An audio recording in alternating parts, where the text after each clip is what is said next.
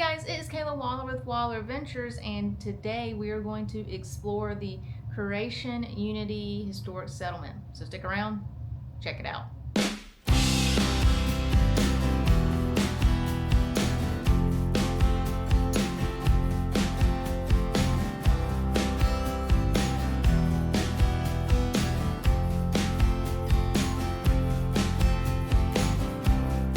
So you might be wondering why I am doing the intro here at my little desk.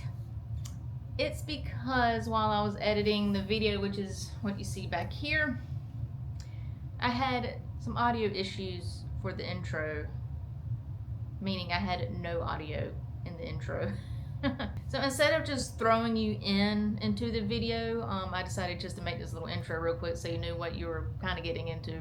So we were camping at Koreshan State Park for 3 nights, and while we were there, we visited the historic settlement.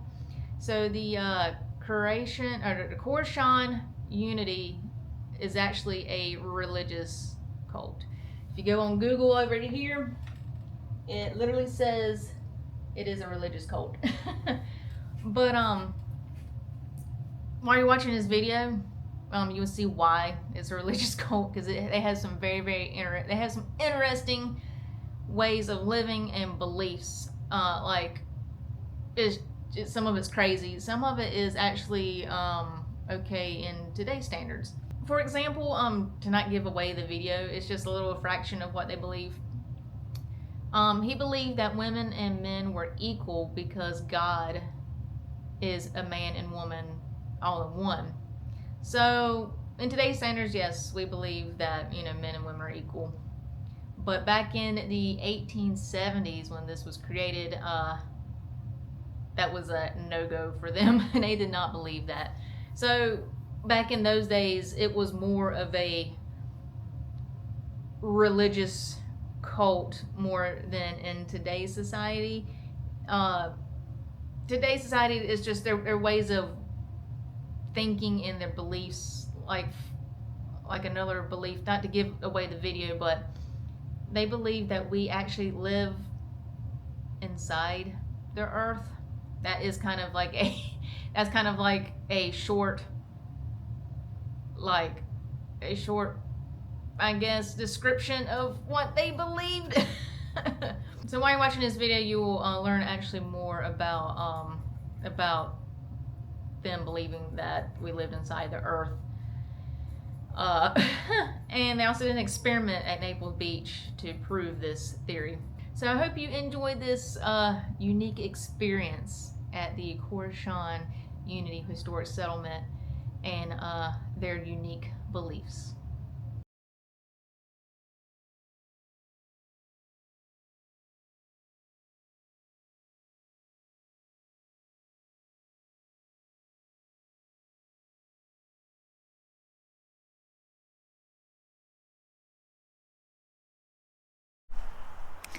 Alright, so we're in the art hall. Look at the stage. It's pretty neat. That's like a set piece back there. It's got a hole in it. Piano. It's another set piece.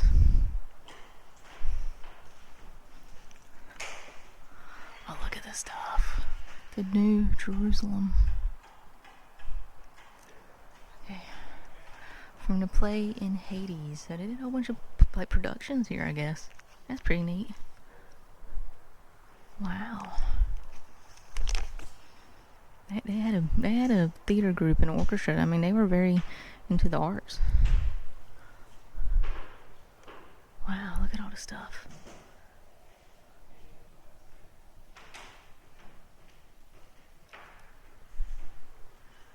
Music and theater.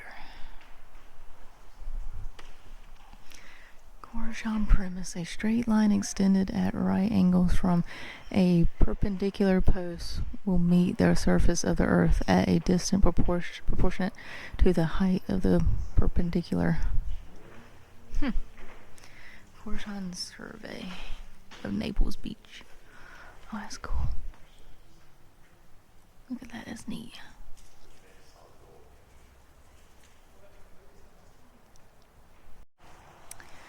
It says the Guiding Star Publishing House, Estero, Lee County, Florida, Koreshan University.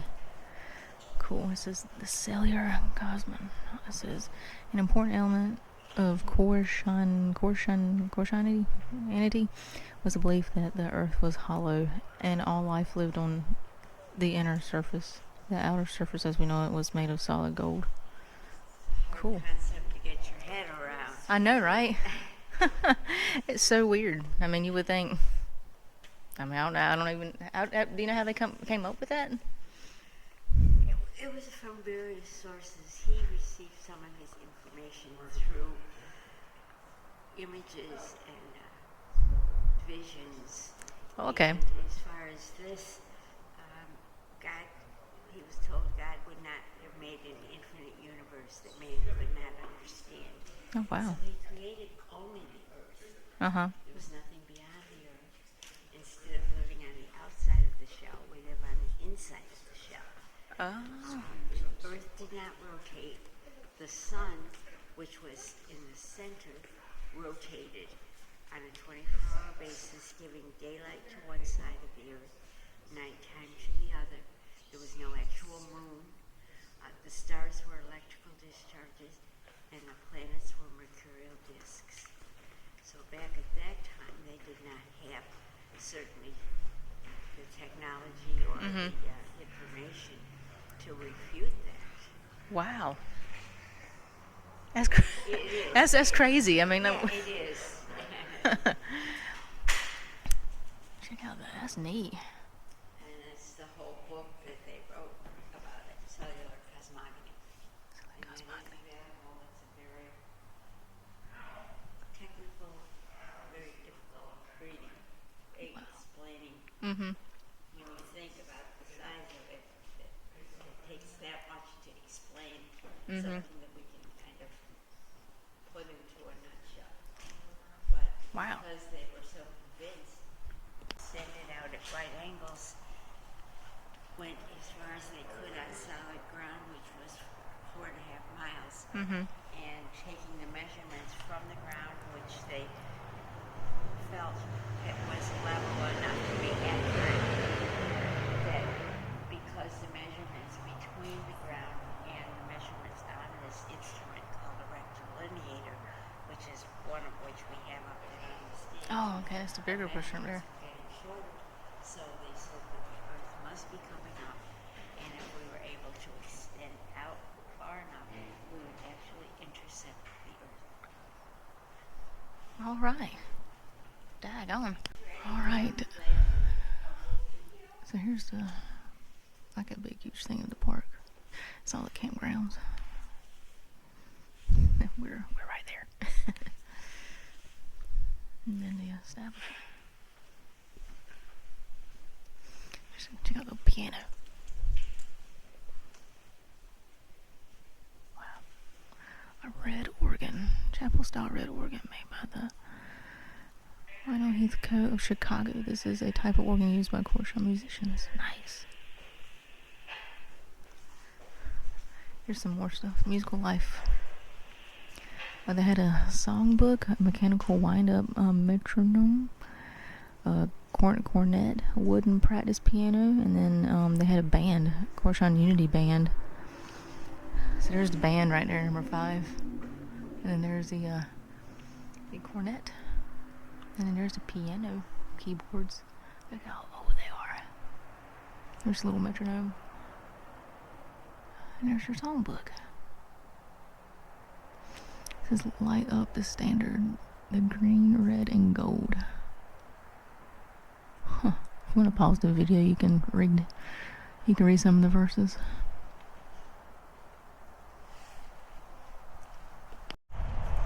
Alright, so she kind of told us about the beliefs that they believed.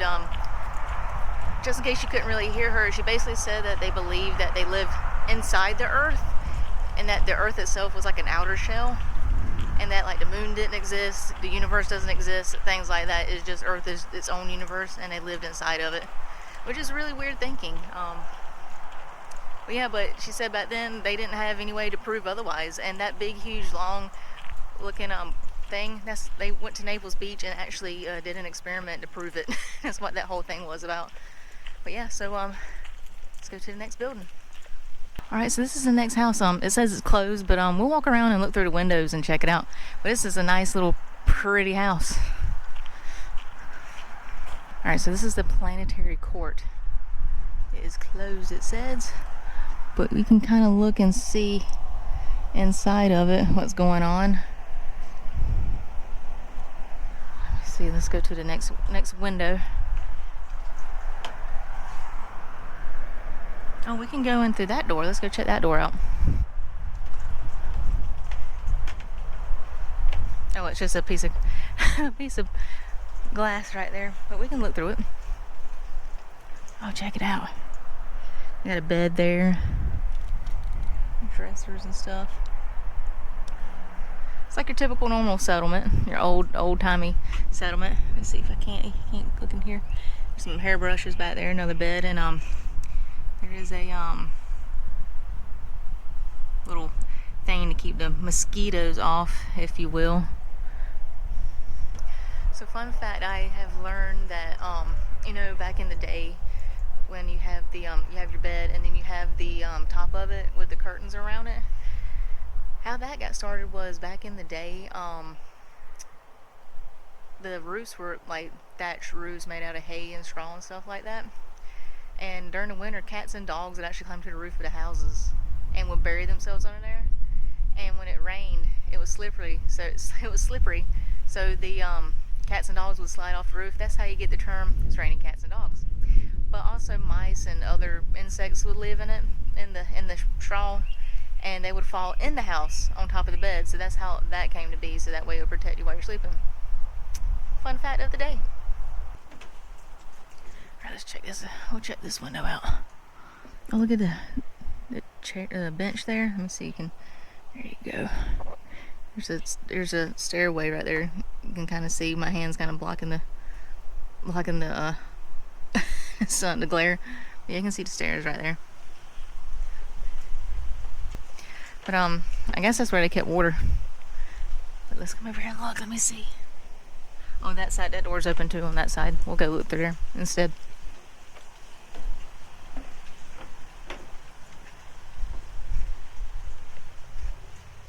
Oh, look how low to the ground that bed is.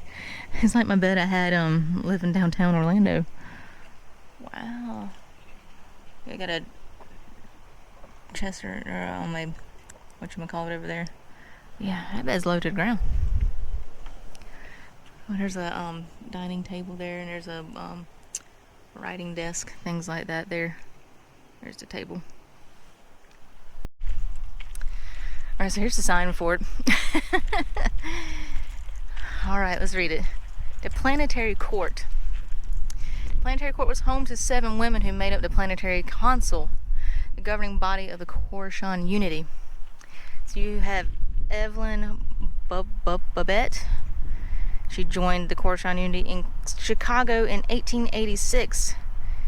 She came to Estero with her husband, 2 sons and 2 daughters in 1894. See, it says she actually owned the Gilding Star Publishing House here. That's pretty cool. She died in 1935 at age 81.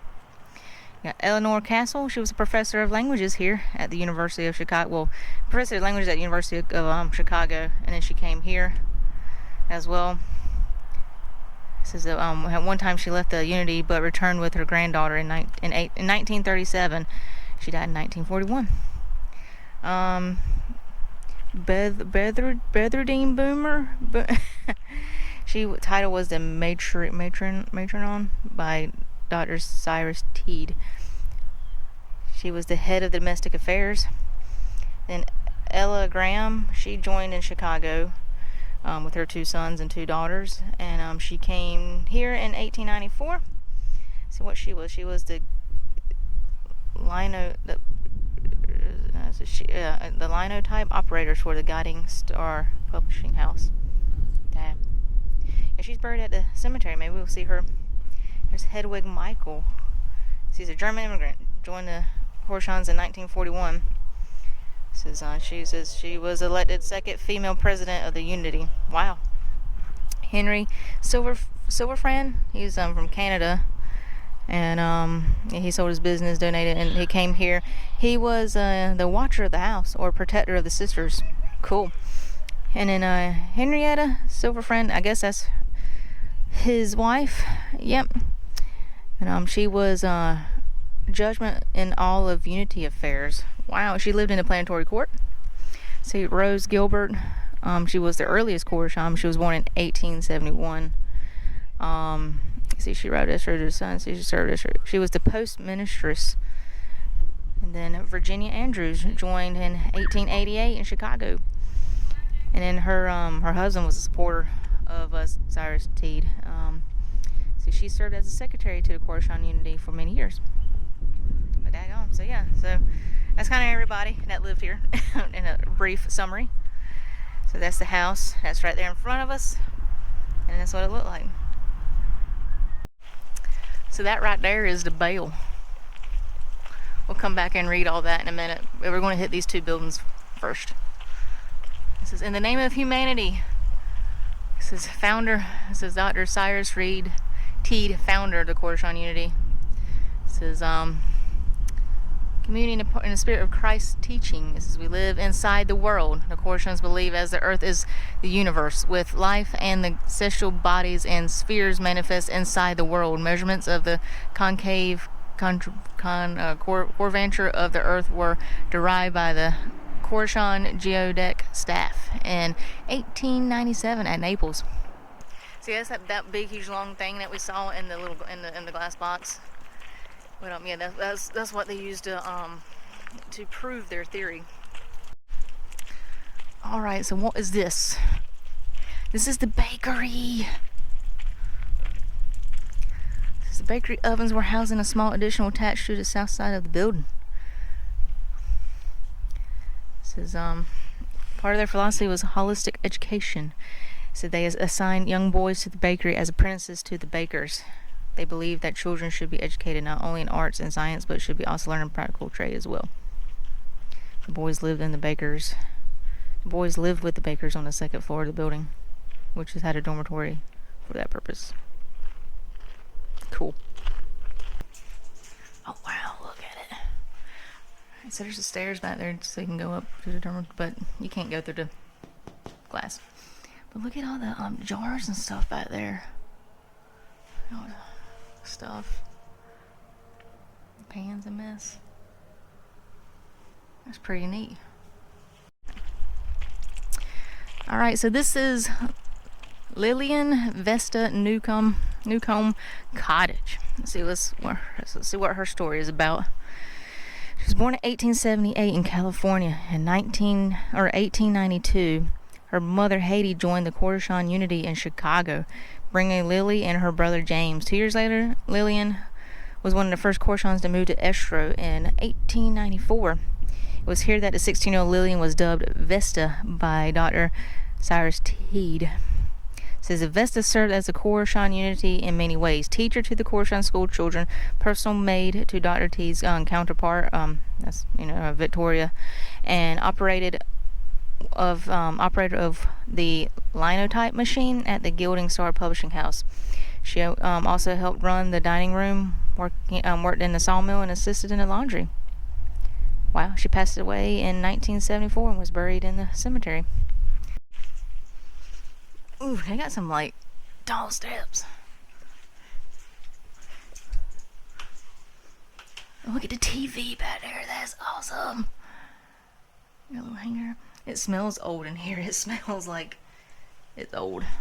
Got the typewriter back there. Here you go. Got the typewriter right there. Table. Yeah. There's a picture of Abraham Lincoln back there. Nice, got books back there.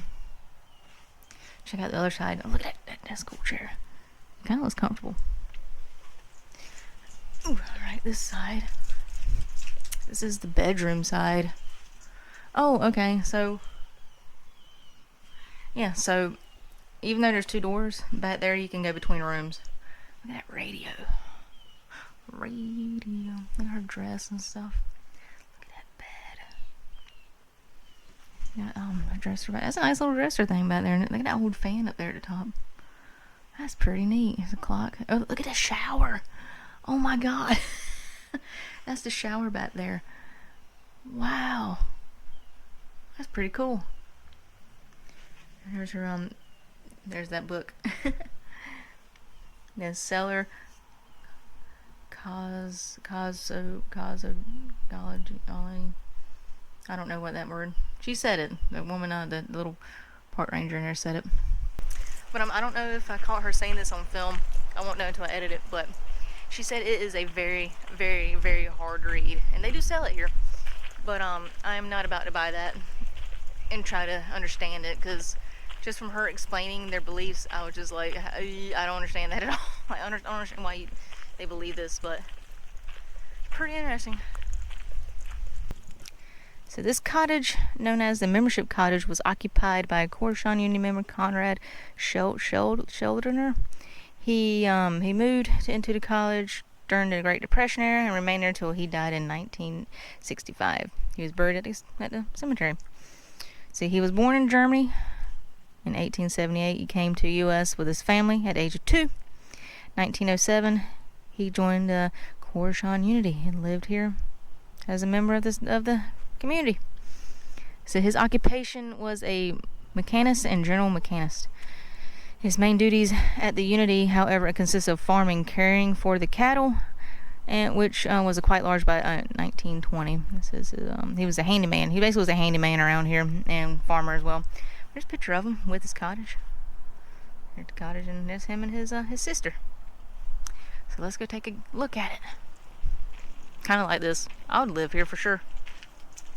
For sure. Is it locked? Yeah.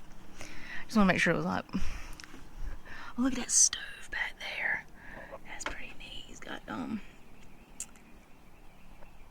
his bottles back there, the typewriter.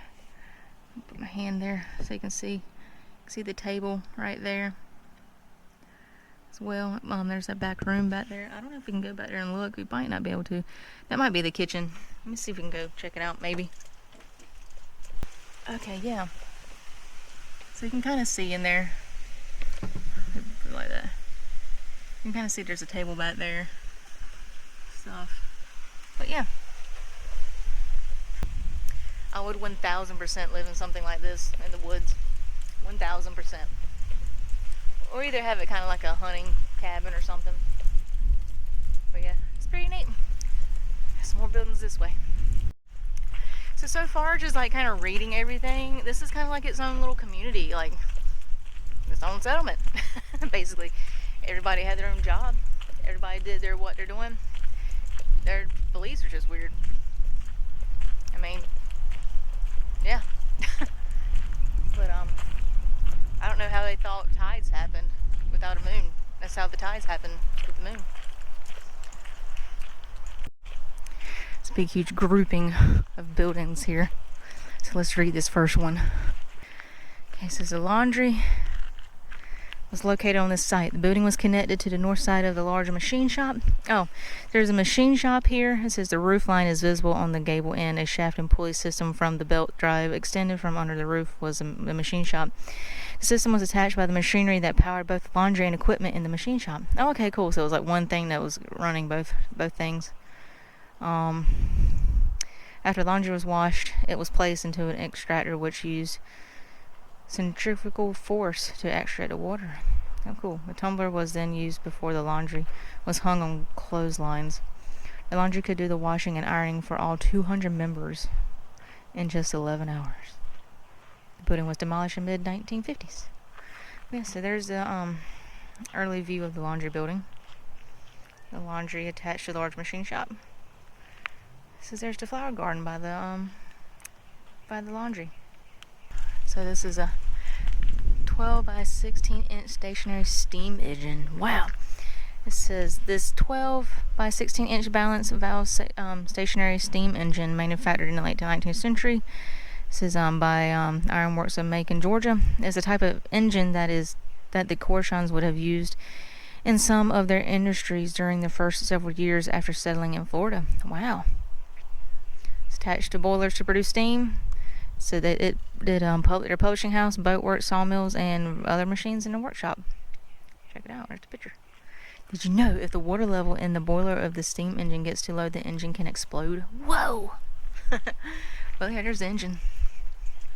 Check out that thing, man. It says it on the side. Ironworks Macon, Georgia. Wow. Making a city in the wilderness. This is before roads connected this place to the rest of the state. Koreshan Unity Settlement supported itself by local materials and labor. The Koreshans produced electricity with a massive diesel engine housed in a generator building until 1946. They then provided power to the surrounding community. Cool. A large machine shop held a steam-powered machine that powered a laundry next door. A small machine shop made a repair specialty tools and kitchen items. Oh, that's cool. See right there, they're working in the shop. There's the big, huge machinery. Alright, so let's go check out the building. Oh wow, look at the weight thingy. Let's see if it. Oh yeah, maybe no. Cool, I'm 0 pounds. That's nice. Look at the cash register right there. I don't know if you can see. You can kind of see where my hand is. That's neat. It's for your shoe repair. Some other stuff. Some saws. You can see the shop in there. Bar stools back there. Oh cool. Let me see if I can't block it a bit. You can see the calendar there. 14th. It says Milwaukee Mechanics Company. 8. There's a whole bunch of other machines back here. That's pretty neat. Look at them wrenches. So, some of these places have the glass up. I'm trying my best to block some of it so you can see it. Try my hardest. Engine cooling tower. Oh, sweet. Okay. Here's the back with the, I guess, the smokestack. Let's go inside and check it out. This one does not have glass. Oh, look at the machinery. It's like that's what was in the picture. Wow. Can you imagine this thing just like full-blown working? Yeah, speed indicator, Babbitt scraper. So there's the machine. Picture it. So it says back in 1925 it was $1,932. Okay, the rest of it was kind of faded out, so I can't really see it. But yeah, check out. We'll walk over this way. Look at the light bulbs in here. That's neat. Like, I mean, look at the cord.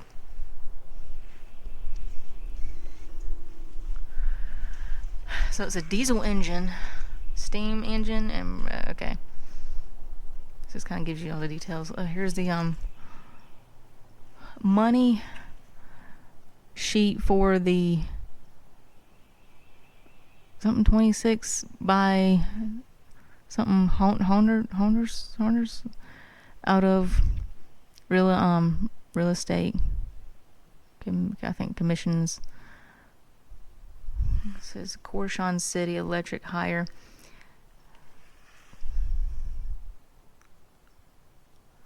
Cool. Electrical wiring. Made $120 for electrical wiring. Daggone. I don't know if that's like. Oh, okay. That's the That's just how much they've used, and it totals up to $5,396.69. Guess we can see where he did some math. Alright, flat belt lacing machine. It says hand lace leather belts use leather laces, and then it just keeps going. Fire hose used as belt prolong. Oh, okay. Oh, so yeah, they use the old fire hose for the belt. But yeah, there's the belt. This whole thing right here is the belt. It says Koreshan State Historic Site wishes to recognize the Florida Flywheelers Antique Engine Shop for their continued support of the. Oh, cool. So they keep this thing running. It's pretty neat. Yeah, you can see all the stuff back there where they've worked on it. see what see if this is the oh, that's it's a gasket, and there's a piston ring. That's the gasket, that little thing at the bottom. These are rings. Engine and air compressor right there. Let's walk this way. Yeah, you can see their tools back there on the wall. But yeah, it's pretty neat. And there's that's the belt that's up there to run it, and there's another belt. That's pretty neat. Oh, the tools are there. There's all the gauges. But I wish I could get a closer look at that light bulb. That's neat. You turn it on the side. That's old school, man. It's old school electricity right there. The blacksmith shop. They got picnic tables out here too. A lot of blacksmithing stuff. Looks like they're currently working on stuff. I got the events going on. Volunteer with us. Nice. Oh yeah, so the cafe is, runs in March. Every other Wednesday and every Saturday. From 9:30 to 12:30. Oh cool, so you can come over here and get some breakfast. Yeah, look at that. Look at the wood tables. Old stuff back there. Yeah, look at this stove. I bet you they cook on that thing. I bet you they use that. Look at the firewood. Yeah, they cook your breakfast on that thing. That's nice. The Cleveland Range stove, that's what that is. So the Cleveland Range company built this wood-burning cooking stove in Cleveland, Ohio around the turn of the 20th century. It is thought to have been used in the communal kitchen operated by the Koreshans. This kitchen was located on the south side of the dining hall. This is between 2010 and 2014. Park staff and volunteers restored the stove in its original condition. It is now fully functional. So yeah, they cook your breakfast right on that thing. Man, I bet you that's some good breakfast, and they got sinks back there and stuff. Man, what's that thing? I don't know. It looks like you put fire under there and it heats up the top of it. Maybe this sign will explain more about it. Oh no, it's just a settlement. Well, it might. Let me see. Yeah, we're here. Let's see what's machine shop. This is laundry. Small machine shop. No, it doesn't really say what that thing is. Oh, look at the bells. I think this is a smaller machine shop. Wow, there's some of those lights again. Oh wow, look at that big scythe right there, man. Oh, this is the large machine shop, excuse me. Built in 1903. Used to design and construct many of the tools, engines, and machine parts that were used in the settlement. Nice. Belt and pulley line shaft. Line shafts like this were used extensively from the late 19th century to the early 20th century. 3 elements: the shaft, pulleys, and belts. But yeah, there's all of them right there. Swing saw. Oh, where's that at? There it is. It's right there. The swinging saw. Nice. It swings back and forth. Rip and crosscut saw. It's over there. Then that is the Type Z engine. Where is it at? Oh, it's back there. Yeah, back there in the back with that belt. There's the drill press right there.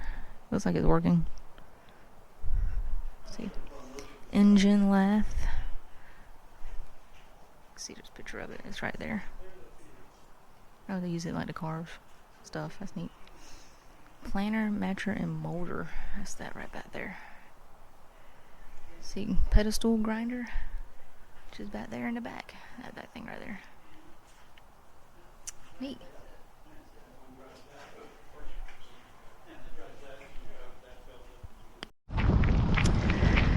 So we made it back around.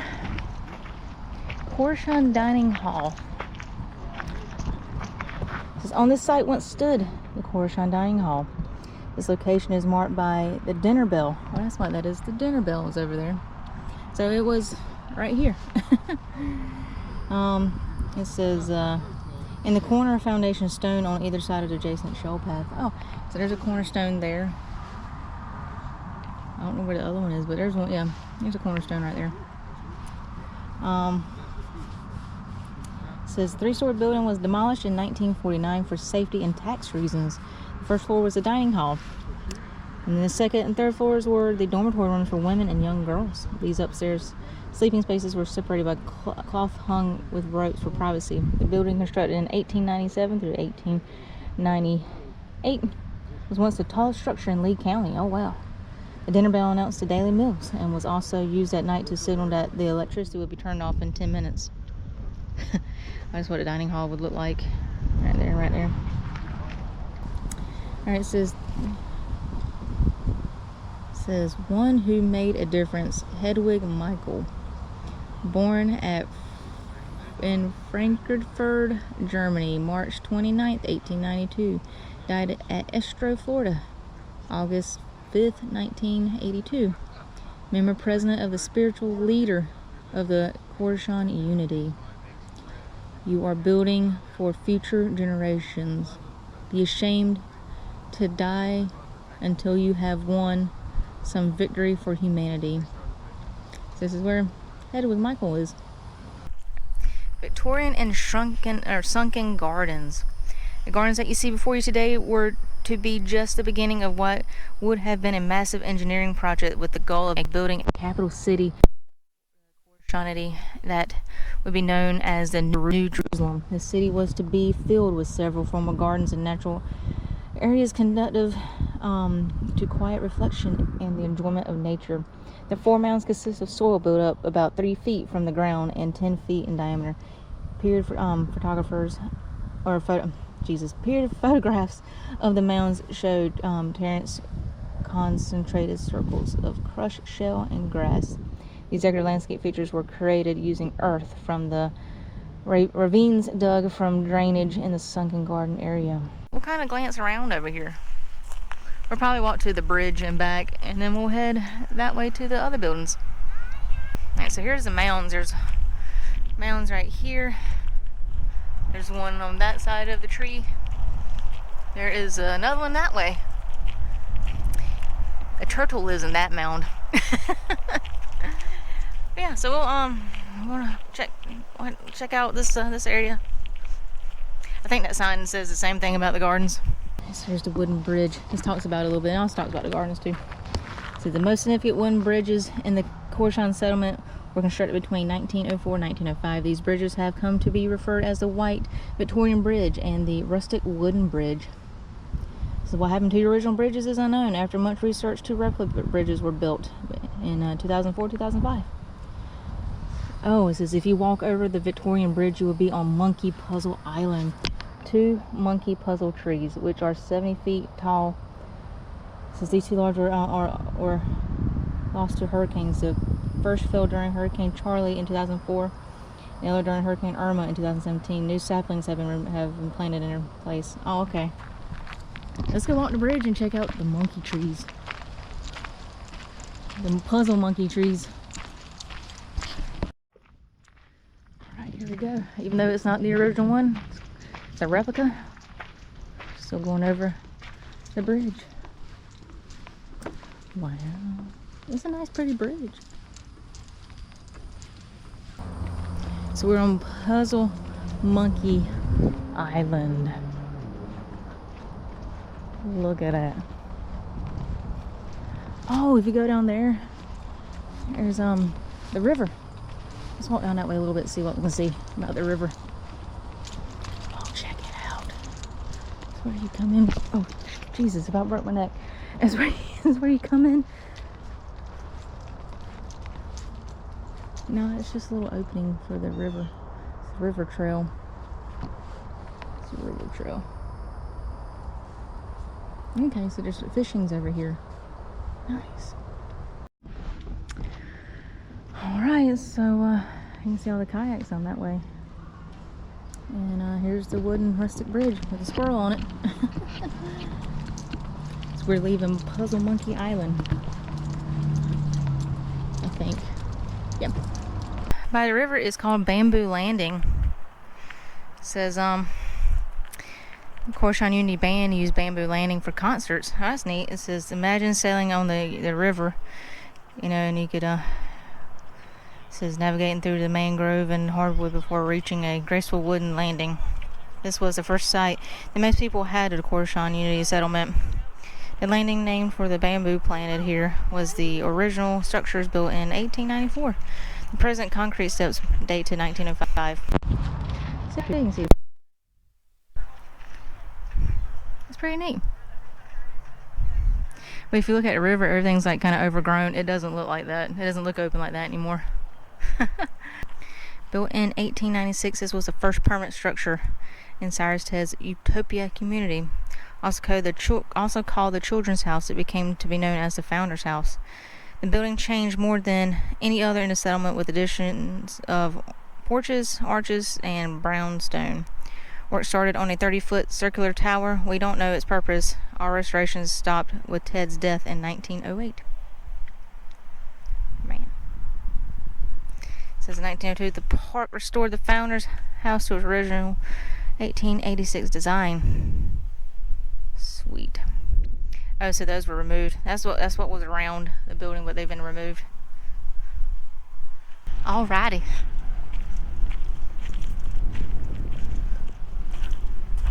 I'm gonna check this house out. Oh, there's a lot in this one. Look at that. Napoleon Bonaparte over here. Look at that. That's intense. Wow. That's really cool. That says the Koreshan children. Wow. That's a lot. It says Cyrus Teed's sitting room. This exhibit is a production of Cyrus Teed's sitting room. The room was designed to resemble as closely as possible actual photos. Wow. Oh, look at that. It says Cyrus Shepherd Stone of Israel. Dang on. Wow. That's pretty neat. Pretty neat. Got a telescope over here. Oh, look, there's the bamboo landing with all of them doing a show or something. It says, yeah, it says it was also an art hall. That's pretty neat. Let me check out a telescope.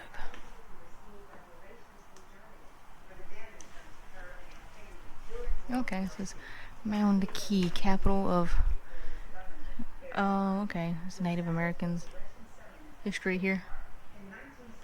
That's cool.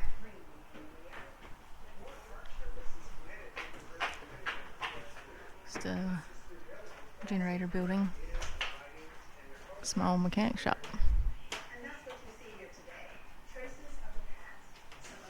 Bunch of people.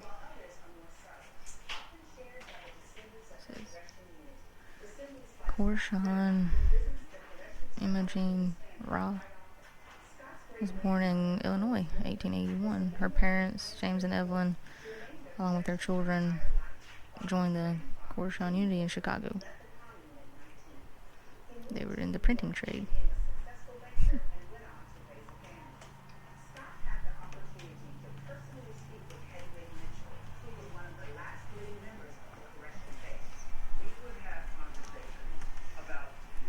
Look, it's the beekeeping stuff.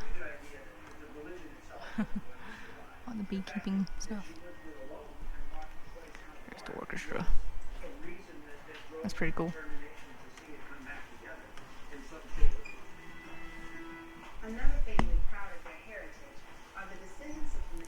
The new store. A new store was built in the early 1920s to replace the original store. Cool. Franklin Jack.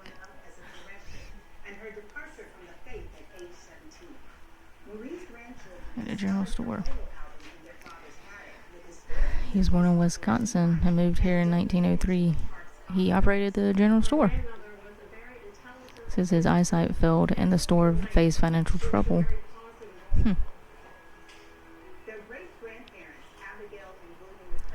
Wow. Says they purchased a sloop in 1894. She was the first vessel to purchase. Wow. That's pretty cool. And so here's the Koreshan State Historic Map. So that's what it looked like back in the day. And there's the gardens, pasture, orchard, all the stuff. So we're right here now. That's pretty neat. Oh, there's a picture of the dining hall in 1897 through 1949. And what's this? This is a... Oh, that's neat. It's kind of like a selling thing. Like, oh, this is, this is what it will be if you buy it type thing.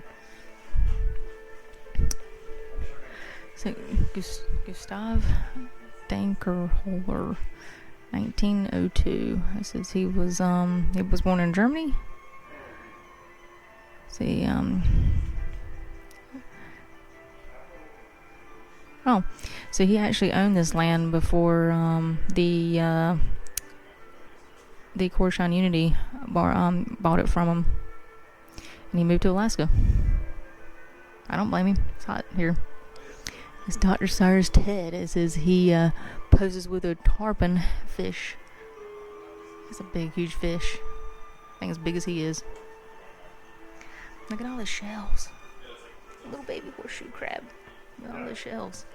Oh, look at that shell. It's got a shell. It's got something on it. That one's got a painting on it too. That's got painting on it.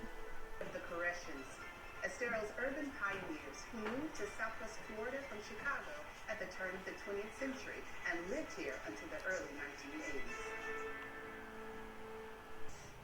I have been mispronouncing the name the whole time. Cyrus Teed was Koreshan. born in 1839 near Trout Creek Koreshan in Delaware County, State New York. Park. He grew up Koreshan listening to Settlement. sermons delivered by his grandfather, Now I know. who was a Now that I've Baptist heard preacher. someone say it in the video, I know how to say it. I apologize. I'm so sorry. Alright. I got everything straight now. So I'm going to sit at this picnic table and tell you exactly the history of the Koreshan. And it's not Koreshan, it is Koreshan. I was saying it wrong the whole time. But I'm going to sit here and tell you the history. Alright, so here is the history that I just learned about. It's not Koreshan, it's Koreshan. The Koreshan established or settlement. So it all started with Dr. Cyrus Teed, and he was a doctor in the medical field, and he went to school for everything, and he believed that the brain could heal the body, and he was married in the whole 9 yards, and his wife became ill. Well, he was working on something, and he passed out. While he passed out, he had a vision from a female angel that said, was giving him all these teachings and saying that, there'll be a chosen one, and he thought he was a chosen one. So, this is what he believed. So he believed that we lived inside of, we live inside the earth, and the sun was inside, rotating around, and it would only shine from one end, which gave it night and day. And that there was no universe, no moon, no nothing like that. So he started a community that believed, he was trying to get followers and everything like that. Well, he also believed that men and women were equal, which is, that's understandable. And he also believed that marriage was like a prison. So when he had his establishment, men and women were equal, and marriage wasn't a thing. So while he was doing this in Ohio, all of the people that lived in Ohio were like, what's going on with this man? This man's trying to start a cult. So they all were like, you need to get out of here. You're, sending him death threats, things like that, because, you're starting a cult. You're, you believe men and women are equal, things like that. And the women that were leaving their husbands going to this, the commune and things like that.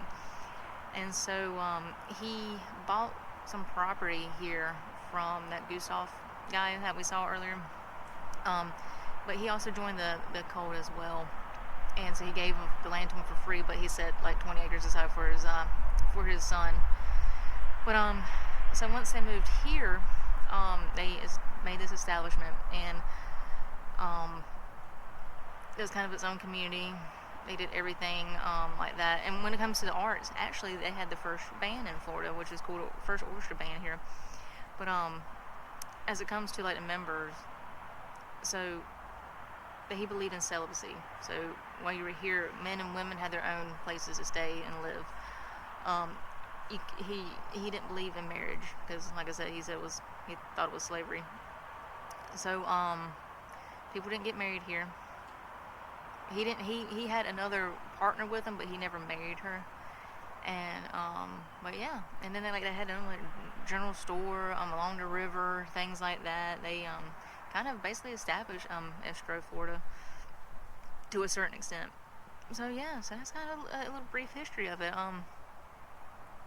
But so after he died, that's when Hedwig, she's a female, Hedwig came and kind of started the community back up, because after he died, he believed that he would be reincarnated, and so when he died, they were waiting for him to come back like into his body, and he never did, obviously. But they believed that Hedwig was his reincarnation in female form, so she tried to get everything started back up here in the community. And then when she found out that Germany was giving out money for the World War II, she got that and gave it to the governor of Florida at the time, and became a state park. So that way, even though the Koreshan belief system and society is gone, people can remember through the state park and through the state of Florida, which is really neat. So we got two more buildings to see. We got the cottage over here that Gustavo lived in before the settlement was here, and there's another one back that way, and then we'll be done. All right, so here is Gustavo's cottage. So this is the guy that actually lived here before the Koreshan establishment was here. Cyrus actually bought the land from him, but then actually got it for free because he joined the commune. But he's originally from Germany, things like that. So yeah, so let's go check out his house. Oh, he's got a paddling canoe, that's neat. Alright, check out his house. You're gonna see there's a table, and there's cupboard back there. There's a bed back there. Kind of see right there. Nice little small cabin living out here. Yeah, pretty nice, pretty nice. But yeah, I mean, this is perfect right here on the edge of the river. Nice, nice. So the plaque on that one says 1882, so I think this one's the oldest one here. Pretty cool. Alright, so this building is the general store, or the old store. You see all the stuff is right here on the river. The river's right there. And then function as a general store for the Koreshan settlement and the surrounding area. See all that stuff. There's and so the floods damaged the bottom of it. So the new store. This is the new store. So yeah, you can sell like groceries and fishing supplies, produce, things like that. And it says they had the post office there, and there's a restaurant as well. Yeah. So it looks like it's closed, but we'll kind of walk around and so you can see the building a little better. Yeah. So here's the side of it. I wonder if you can see the front of it. We might can walk out and kind of see the front, maybe, if we don't get run over by traffic. Oh no, it says Guiding Star Publishing House. The Guiding Star Publishing House was once located on the east side of US 41 and was a highly successful business for the Koreshan Unity This operation provided a highly advanced printing service for both the Unity and for the community and surrounding businesses. Wow, this printing house produced the Flaming Sword magazine, the American Eagle newspaper, and numerous pamphlets.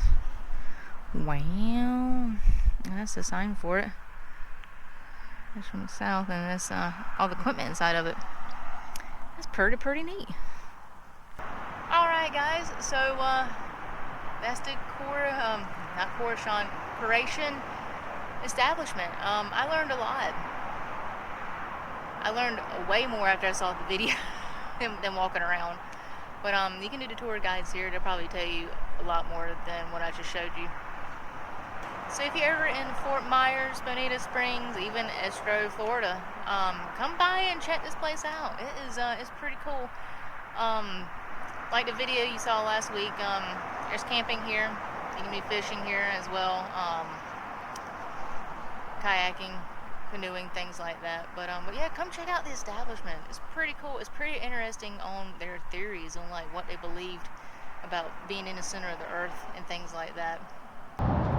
So forgive my, I'm going to call it ignorance at the beginning. I did a little bit of research and kind of got the basis of this state park, and was like, oh, that's interesting. These people believe that the center of the earth, the universe was in the center of the earth. And I was like, that's kind of cool. So that's why I came here, and that's why I came here to learn more about it. But I actually didn't really learn the whole history until I got to the end and actually saw the video. I probably should have gone to that house first, to the founder's house first, but it is what it is. You live and learn, but hey, I learned a lot today. Alright guys, so I hope you enjoyed this video. If you did, give it a thumbs up. Make sure you're subscribed to the channel. If you are, we greatly appreciate it. If you're not, hit that subscribe button. It helps our channel grow. We're also on Facebook, TikTok, and Instagram. And below this video, there is a link to our merch shop, so you can check out our merch. We also have a little bit of our merch under this in this video as well. You can check out on Facebook. You can send us a message so you can get your very own Wild Adventures koozie or holographic sticker, or both. So thanks for watching. See you soon. Hey guys, it's me again. If you want to subscribe to the channel, click over here. If you want to check out some more videos, click down there. If you want to check out our cool merch shop, go to the description below and click the link. Thanks for watching. See you on the next video.